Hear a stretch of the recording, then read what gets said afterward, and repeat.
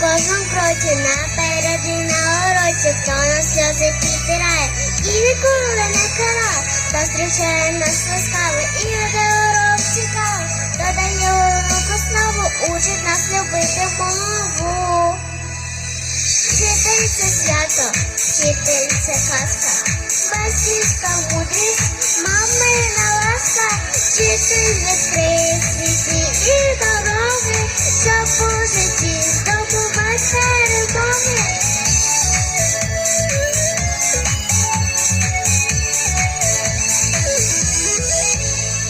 Хто веселу вдачу має, настрій дітям піднімає, хто талантом володіє, нашим успіхом радіє, нас навчає чесно жити, не сваритися, дружити, разом ми йдемо до школи і не зрадить нас ніколи.